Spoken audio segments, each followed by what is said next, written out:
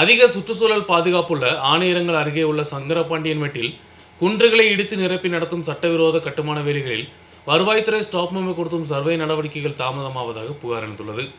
அரசு பூமி உட்பட்டுள்ளதா என்பதை குறித்த பரிசோதனையும் இதன் பாகமாக நடத்த தீர்மானிக்கப்பட்டுள்ளது.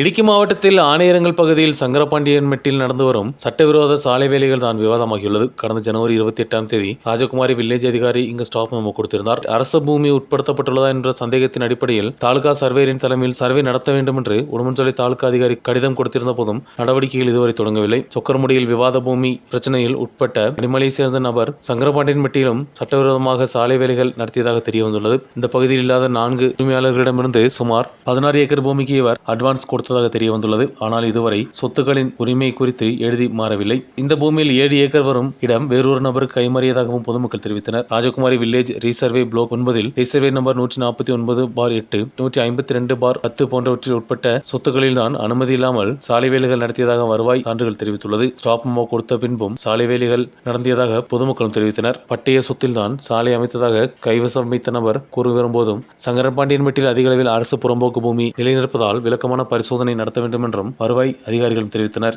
1964 சட்டப்படி உள்ள பட்டய பூமியின் முன்பகுதியில் தான் 2 தண்டப்பேர்களில் 1993 உள்ள சட்டப்படி பட்டயம் கிடைத்த பூமி உள்ளதாக தெரிய வந்துள்ளது. வியாபார தேவைகளுக்கு தடையில்லாத இந்த பூமி பிரித்து விற்பதாக சந்தேகம் எழுந்துள்ளது. 300 மீட்டர் தூரத்தில் அமைக்கப்பட்ட சாலையின் தொடக்க பகுதியில் 10 மீட்டர் வீதி இருந்த போதும் தொடர்ந்து 35 மீட்டர் வரை வீதியுள்ள பகுதிகளும் உள்ளன. ஆணையரங்கள் போன்ற சுற்றுச்சூழல் பாதுகாப்புள்ள பகுதியில் சட்டவிரோத வேலைகள் முக்கியத்துவம் கொடுத்து காண வேண்டும் என்றும் இயற்கை ஆர்வலர்களும் தெரிவித்துள்ளனர். சர்வே நடவடிக்கைகள் உடனடியாக தொடங்க வேண்டும் என்றும் குற்றவாளிகளுக்கு எதிராக நடவடிக்கை எடுக்க வேண்டும் என்று வலியுறுத்தி பொதுமக்கள் முன்வந்துள்ளனர். நியூஸ் பியூரோ ராஜகுமாரி.